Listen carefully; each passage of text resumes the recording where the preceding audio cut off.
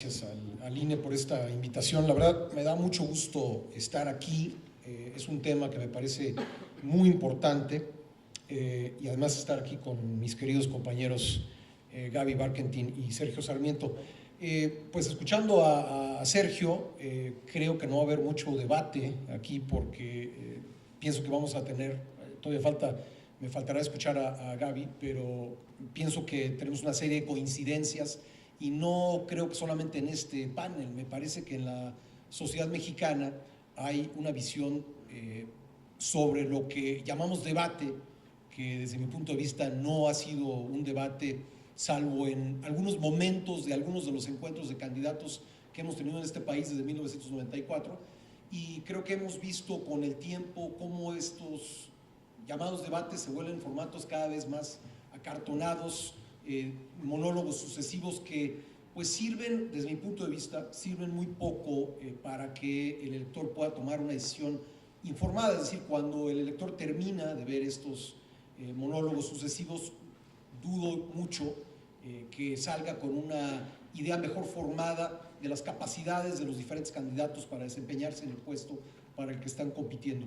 Yo quisiera empezar con una historia porque de alguna manera mi trayectoria, que ha sido principalmente en el periodismo político, pues está ligada con el desarrollo de los debates en México. El primer debate se realizó, como ya mencionaba Sergio, en 1994. En aquella elección ya existía el INE con el nombre de IFE, pero no era la institución ciudadanizada que tenemos el día de hoy. Todavía era, digamos, una institución en transición entre la vieja Comisión Federal Electoral y el actual instituto que tenemos. De hecho, hubo primero un debate entre los tres principales candidatos, principales porque así lo decidieron ellos, Ernesto Zedillo Cuauhtémoc Cárdenas y Diego Fernández Ceballos, y luego hubo un debate de lo que despectivamente se dio en llamar la chiquillada, que fueron los otros 6 candidatos, tuvieron su propio debate. Cuando se estaba organizando el primero, la verdad es que había una enorme expectativa sobre qué podía pasar. Se organizó en la comisión, en el Museo de la Comisión Federal de Electricidad en el Bosque de Chapultepec.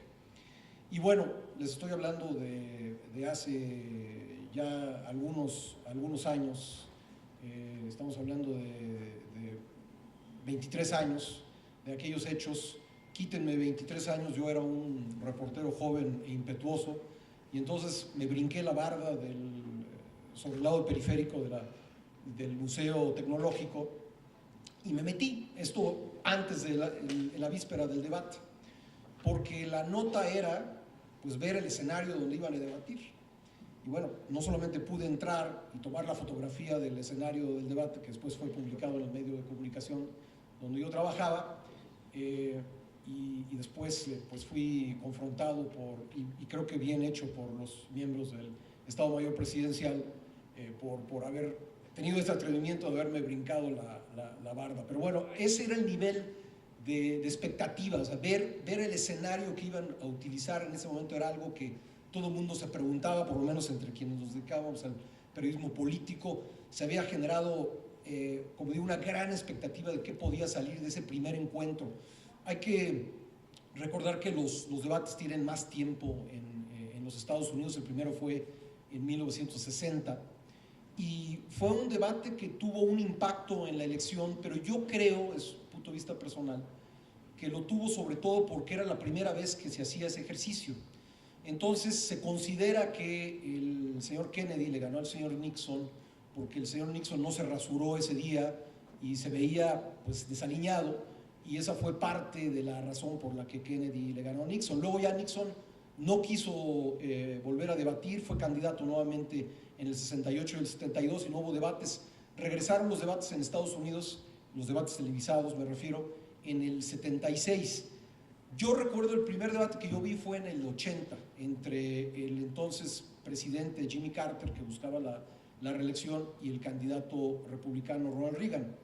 Y me acuerdo perfectamente de la frase que incluso se quedó, que era "There you go again", ahí va usted de nuevo, le decía Reagan a Carter, y fue una frase que también se quedó, digamos, en el recuerdo de los debates y probablemente sea un debate que también tuvo impacto en el resultado.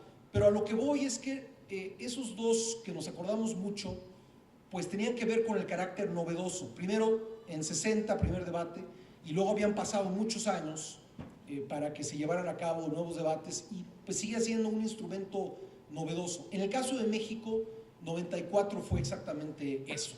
Yo creo que lo recordamos quienes lo vivimos, hay muchos por cuya edad entre los presentes de esta sala que seguramente no lo recordarán, pero aquel debate nos acordamos pues de muchos diálogos que tuvieron ahí los tres candidatos, cómo le llamó Diego Fernández a Zedillo el chico de los dieces y cómo Cuauhtémoc Cárdenas descalificó a Zedillo por un hecho en la campaña donde pidió que le sirvieran un vaso con sidral para que pareciera cerveza. Pero vaya, yo si bien creo que en ese momento despuntó la trayectoria, la carrera, la candidatura de Diego Fernández Ceballos, que todavía hoy es sujeto de debate, es motivo de debate, el que Diego frenó su campaña electoral, tenía posibilidades de llegar a la presidencia y no quiso llegar, por lo menos ese es el mito urbano que existe al respecto. Ya en los siguientes debates me parece que el instrumento se fue desgastando, ya no fue, evidentemente ya no fue tan novedoso y hoy hemos llegado a un formato acartonado que no emociona a nadie, no me imagino a nadie brincándose ninguna barda para ir a tomar la foto del lugar donde van a debatir porque los debates han dejado de importar. Y es algo que yo creo que debiera preocuparnos. Sergio dice, y dice muy bien, que el debate pues no lo es todo en una contienda electoral, sin embargo es importante que exista, yo soy del mismo punto de vista y por eso celebro que el INE realice este foro internacional antes de las campañas, porque los anteriores debates que se han dado a nivel de candidatos presidenciales han pesado mucho, sobre todo en los primeros, la opinión de los candidatos.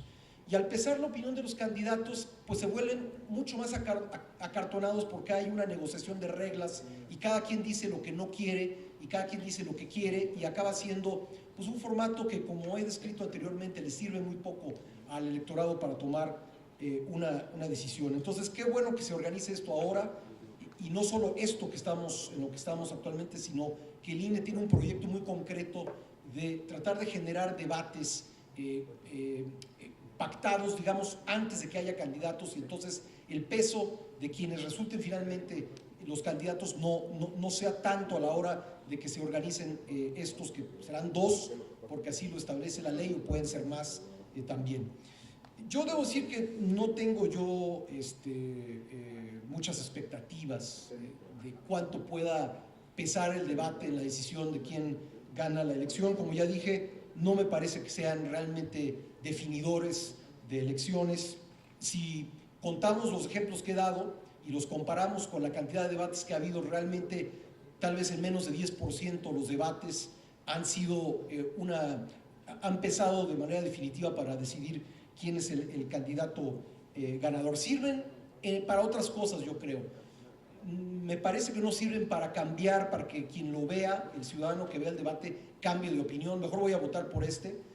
Yo creo que eso ocurre muy pocas veces, o por lo menos los estudios al respecto lo señalan. Sirven más bien para que los simpatizantes de cada uno de esos candidatos tomen la decisión de ir a votar. Yo creo que ayudan cuando están bien organizados, cuando sirven, cuando son dinámicos. Me parece que sirven para reducir la abstención, que no es poca cosa, pero realmente yo no esperaría que del debate o los debates que vaya a haber en 2018, ahí se defina la presidencia de la República. Por otro lado, yo creo que hay que decir que lo que natura non da, Salamanca non presta. En México no tenemos una cultura del debate, es la verdad. Más bien, cuando hablamos de debatir en México, es sinónimo de pelea. Entendemos el debate como la oportunidad de destruir al contrario, de deshacer sus argumentos, de hacerlo ver mal, y no un debate en el mejor sentido de la palabra que permite la confrontación de ideas para que después quien esté viendo haga una síntesis de esas ideas y esto genere nuevo conocimiento, genere nuevas ideas. Yo la verdad es que no creo que tengamos una cultura del debate en el país y tampoco creo, por reflejo, que los candidatos o los políticos en México tengan una cultura del debate. Entonces yo la verdad no espero grandes debates, no por eso estoy diciendo que no sea importante organizarlos, no por eso estoy diciendo que no sea importante reflexionar sobre los debates y tratar de encontrar el mejor formato, pero personalmente yo la verdad no esperaría demasiado por nuestra historia y por nuestra cultura de debate. Yo creo que podemos lograr sin duda que sean más emocionantes, pero nos enfrentamos con un problema legal. La legislación en México dispone que tengan que ser invitados al debate todos. ¿Cuántos candidatos va a haber en 2018? Pues lo que ustedes me digan es una opinión tan buena como la de cualquiera. Creo que me parece que mínimo habrá 3, pero creo que pueden ser 4, 5, 6, dudo mucho que sean más de 6, pero por ahí pueden ser 6 candidatos. Lo decía Sergio hace un momento, cuando hay más de 2 candidatos, pues es muy difícil de manejar. Es decir, los intercambios que puede haber entre los participantes son muy limitados, sobre todo en el formato que conocemos actualmente, donde cada candidato tiene un turno y para que le vuelva a tocar a fin de contestar alguna de las alusiones, pasa mucho tiempo y la verdad es que el tema ha cambiado. Entonces, ¿qué tendríamos que hacer? Ni modo, estarán todos invitados. Ahí sí no hay nada que hacer, no puede ni siquiera hacerse lo de 1994, cuando fueron 3 y luego los otros 6 hicieron su propio debate. Aquí, por lo menos en lo que tiene que ver con los debates organizados por el INE, no hay nada que hacer. Será el número de participantes en el debate, a menos de que alguno no quiera asistir, como alguna vez pasó con López Obrador, que no asistió, pues será el número de participantes en el debate, será el número de participantes en la boleta, y si son más de 3, pues ahí ya tenemos un problema. Sin embargo, podemos volverlos más dinámicos, y creo que tiene que ver con romper la rigidez actual de darle un espacio idéntico a todos en un orden predeterminado, y sobre todo, yo creo que es un error, me parece que podríamos encontrar debates mucho más dinámicos si no le comunicamos a los candidatos los temas sobre los que van a debatir.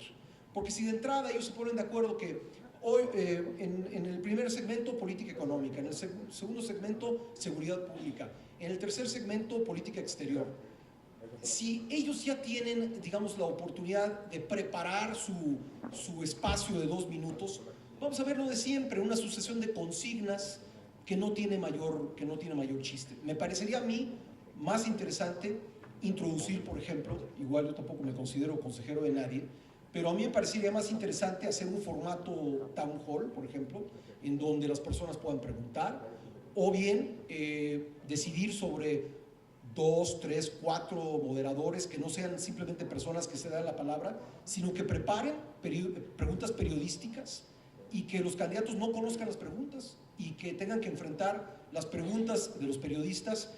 Creo que sería mucho más dinámico que si dejamos que ellos conozcan de entrada de qué van a hablar. Insisto, al dar el mismo tiempo a todos y exigir que todos sean invitados, pues ya es una limitante. El número de candidatos, insisto, pues lo va a ser complicado pensar en un formato muy dinámico.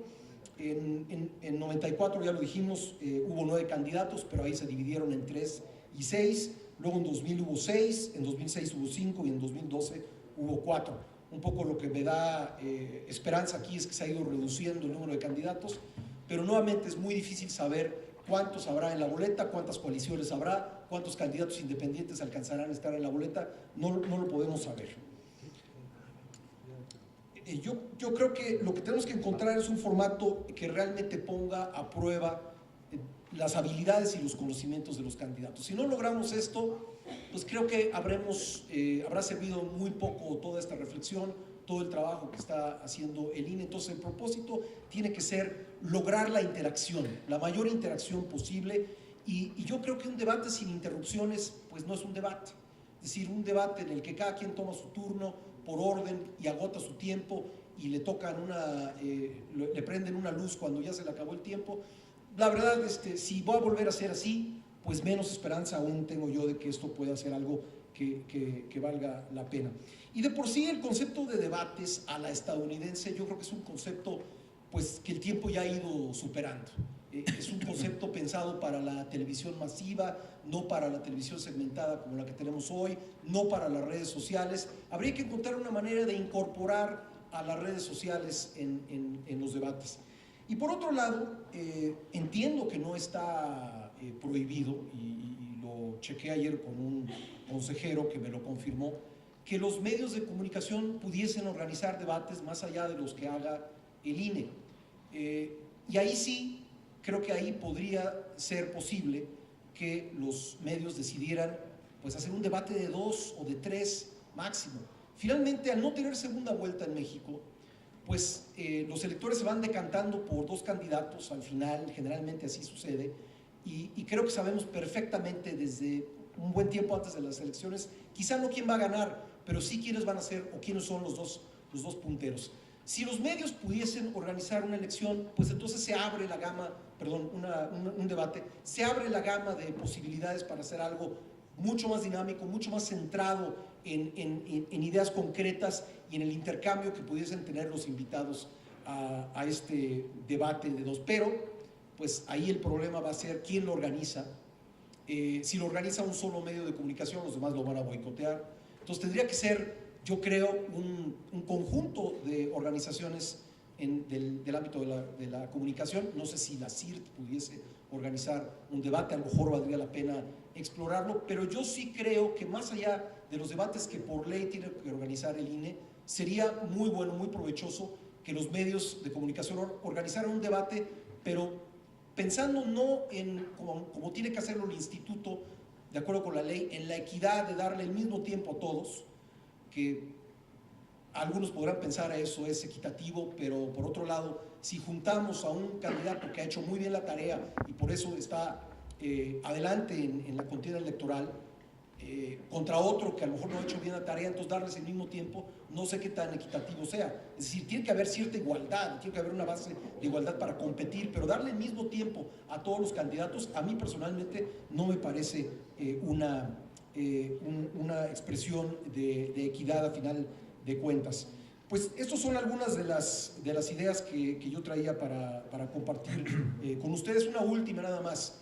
En el último debate en los Estados Unidos, los 3 que tuvieron Donald Trump y Hillary Clinton, pues fueron 2 candidatos los que asistieron y por eso pues generó discusión y creo que tuvo una audiencia importante, pero ¿qué hubiera pasado si hubieran juntado a los 31 candidatos que había en la boleta de los Estados Unidos? Hubo 5 candidatos o 5 fórmulas en más de 20 estados, presentes en la boleta de más de 20 estados. 5 más entre 5 y 19 estados y 21 entre 1 y 4 estados, el total es 31. Entonces, imagínense un debate de 31 candidatos, imposible de realizar. Yo creo que no va por ahí, creo que va en tratar de tener un intercambio lo más ágil posible y entre el menor número de personas posibles. Sé que está el obstáculo de la ley, pero creo que hacerlo a través de los medios de comunicación pudiese ser una alternativa que valdría la pena explorar. Muchas gracias. Muchas gracias, Pascal.